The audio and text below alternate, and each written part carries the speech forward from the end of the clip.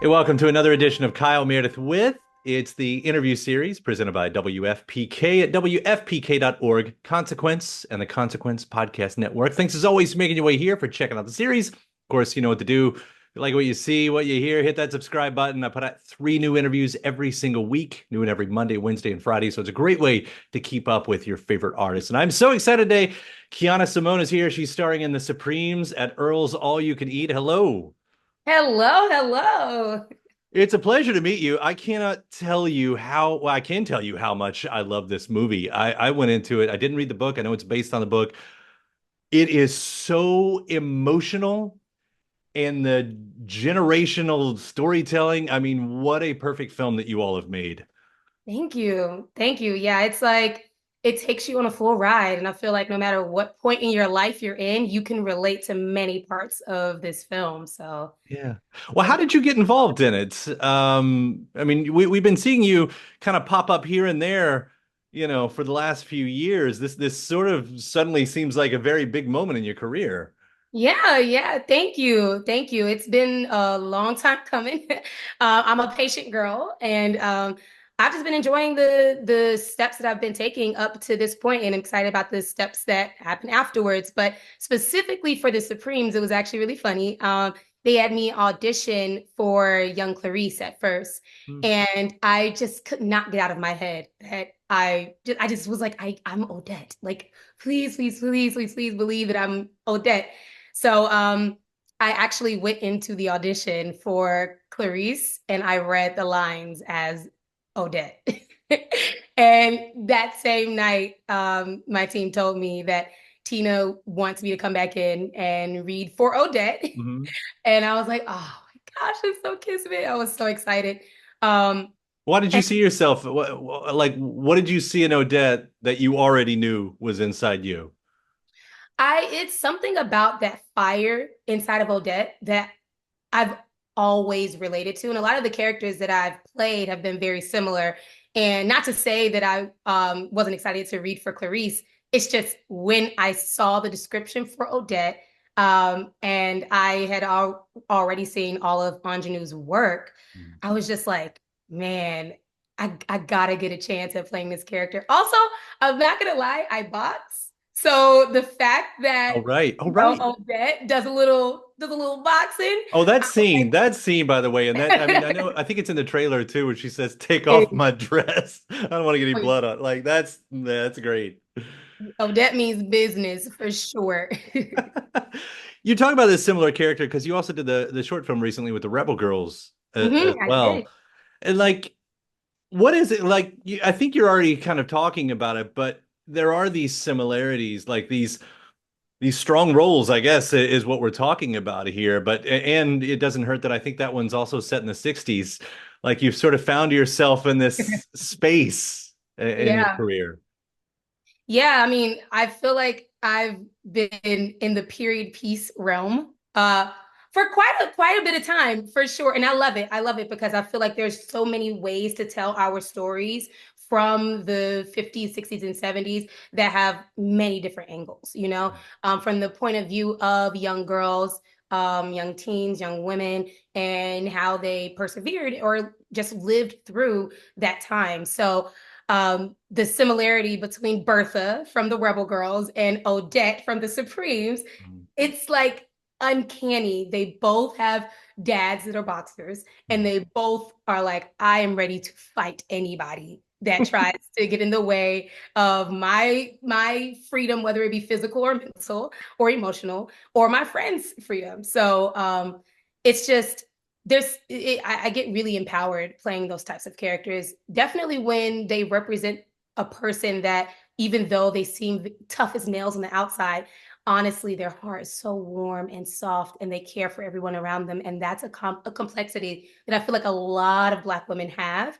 I know a lot of Black women have, and it's an honor to, portray that on screen.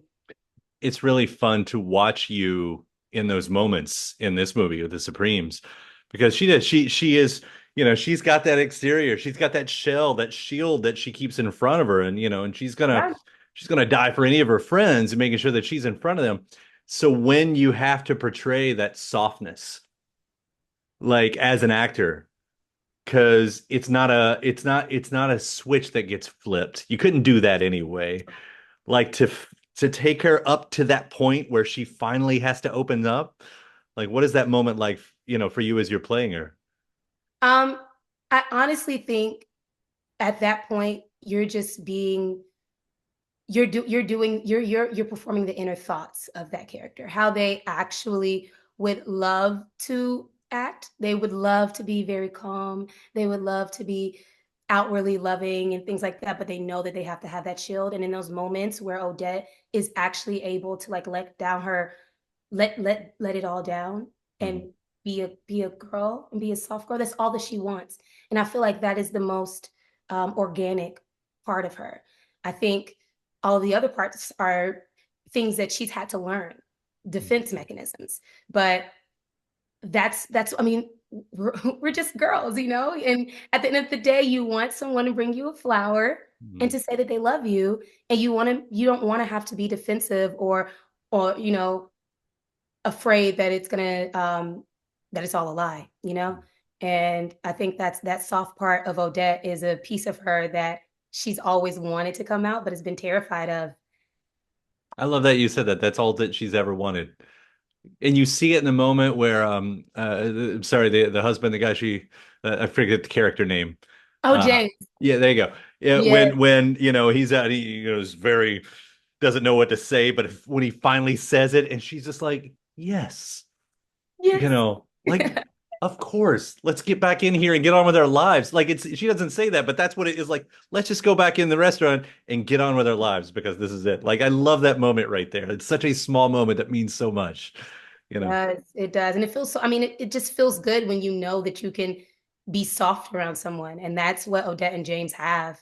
That's the person that um, she can strip down and let it all out and know that he will always love her and support her and never have any other intentions in his heart. I think that's such a lovely story that they have Yeah. together. Now, you've, of course, not the first time you play the younger version of someone on the screen when they're on there too. That's also become a trait. Octavia Right? Spencer was in there. There was the Henrietta Lacks movie. I know that was like you've done that, and then you got Aunjanue in here. Like, is there? I know this is a question you get asked probably a lot. Is there a process to that when you know that there's going to be two people playing the same person? Oh, yes, for sure. I am the type where I love to do homework. I've always been a nerd. So doing research is something that I do not mind. In fact, I'm excited for it. So, specifically with Henrietta Lacks and the Supremes, I watched a lot of Oprah's work and a lot of Anjanue's work. And leading up to the Supremes, I mean, I've obviously seen almost everything that Anjanue has been in, but like, to sit there and really like dissect what I can of her process and how she approaches different scenes, different characters. And that's just from the outside looking in before I even met her. I was completely in awe and so impressed and inspired even more than I was before. I can gush about it all day. And then actually like being able to prepare together before filming was an honor in itself, just Zoom calls, spending time together and conversing about Odette and the story and the industry, in total, being a Black woman in the industry is just, it's a blessing that I'm really, really, really thankful for. And I mean, Oprah, Octavia, and Aunjanue, like that's a good trio. I Not a get bad, excited every time thinking not about bad it. company. You got all them on text blast? You hit any of them up? We keep in touch. Let's just say that. Yeah, that's yeah, that's not bad at all. But it is interesting though because you know, for a lot of actors, and I'm sure there are variations within this, but you try to find yourself in the character to at least some degree. The truth, we're taught about the truth in the character. What's our truth in this character? And when you Yeah. have two people coming at one for different people, like you have to find that joint thing, what exists in both of you. Yeah. That makes sense.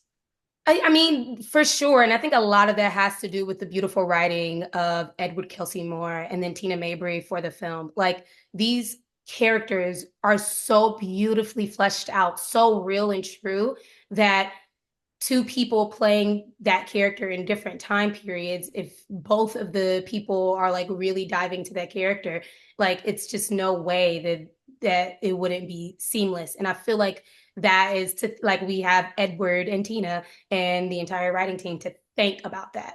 Mhm. Um, and I mean, 30 years, that's a good amount of time. Like people change and morph and transform over that time. So I also think it's beautiful to see like how Odette has like a different approach to the world from being a teenager to now being in her 50s. Like there's always going to be that difference. And when you find those nuances, it's like, wow, at the end of the day, like you're all you are always going to be one person. Like there are going to be pieces of you that never change. There are going to be pieces of you that do, but at the end of the day, you're always that one person. I feel like when you see that in films like this, it just warms your heart. Yeah. And I think The Supremes really does that so well. Thanks to Tina. It's always a lyric I think about when, I hear, because there's a lyric that all you'll be you are today, which is scary until it's comforting. Of course, I'm Yeah. going to change and, I'm going to, become whoever I am through the years, but there's always that person that you always are. You Yeah. realize that when you get around your friends from elementary school or high school and suddenly you're that person again, that's, you know. Yes. No, that's so I mean, like I still get so excited over purple. Like that's always going to be my favorite color. And the way I had the same excitement when I was 4, I have it the same excitement today. And that's just always going to be a part of me. And I think that's just beautiful, you know? With you and the other two Supremes, I mean, you're talking about Aunjanue and the bond there. Like, what was that like? Because the chemistry between the three of you all, I would believe that you all are have been real life friends for 20 years or whatever it is. Like is that what did that just is that a natural? Is that organic? Did you all have to team It building was so exercises? organic. No, it was so organic. I those are my girls, Abigail and Tati. Those are my girls. You know, when we were filming, we filmed in Wilmington, North Carolina. The entire time that we filmed, we kept calling it summer camp in Wilmington because the entire cast, like we got along so well. We had such a blast. So like the chemistry you see on screen, a lot of the times they were like, okay guys, you have to stop laughing so we could do this scene. Like we were all having so much fun, which I feel like is why we're in this business, why we're in this industry. Like at the end of the day, we are creating and we came into it to play. Mm. And that I mean, that's how it was with Tati and Abigail. I mean, offset, we were going to go grab ice cream and hanging out at karaoke. And to this day, like we hang out, and it's been over a year since we finished filming. I think we really just got lucky Yeah. that we were all cast together because it was like it was so perfect to me. Because how rare is that, you form this bond on a set and you become friends and then everybody goes out and maybe you don't see that person again for 10 or 15 years until you work Yeah. together again. Like those rare moments when you actually have a friendship that exists beyond the set. Like, it doesn't It's so happen. rare. But I mean, that's why this film is so special. Like there was an energy just like flowing through the Mm. entire time of filming and everyone could feel it. Like this is something so special. I feel like a lot of things in me were healed just by Mm. filming. And I've heard that from a lot of other people as well. So it's just it was one of those projects that whenever I think back to multiple moments, I just smile. The parallel is of course interesting too. And you've talked about, the movie's ability to show those platonic friendships. And I think you said how friends grow to be family, Mhm. and to see that on screen, but to tell those stories. I mean, and I, and thinking even further down that, the way this movie, you know, yes, we definitely get gut-wrenching scenes that are based in race, but to also just get these personal moments of pregnancy and abortion and what, your day to day, you know, when you rescue her from the house at the beginning, don't eat the chicken. That whole scene, it's like these real moments that you have to go through. I think about those other movie moments like Still Magnolias, Yes. Now and Then. Yeah. They're just it's so hard to get that right. but these like, I don't know. And again, maybe this comes back to the writing, as you said, and it probably does, but not because you all acted out of the park, like to get all of that in there and still make it work.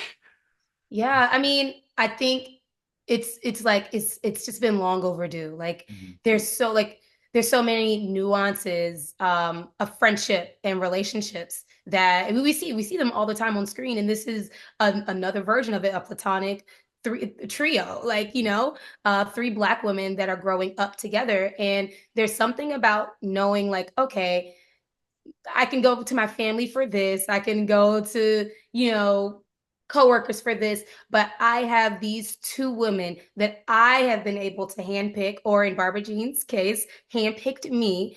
And I know that they picked me. Like whatever was going on with my life, they loved me so much that they want to be around me. And that's a type of love that like you aren't just born into that. You have to meet those people, and the connection has to grow. And that's why like friendship, platonic friendship, sisterhood can just grow so strongly. Like my mom always says, and I think it's like a quote from like the Boy Scouts or something like that. It's like, make new friends, keep the old, some are silver, some are gold.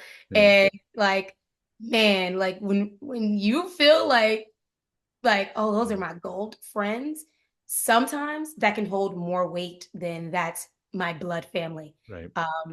And that's like, it's just a really strong connection. I think it's so time for us to see that on screen Yeah. as well.